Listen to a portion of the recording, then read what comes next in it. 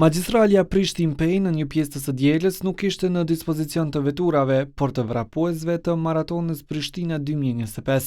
Për shkak të kufizimeve në trafik që i vendosi policia, u krijuan kolona të gjata. Kjo bëri që disa ngasës t'i thyejnë edhe rregullat. Por të tjerë kishin zgjedhur tjera mjete për lëvizje.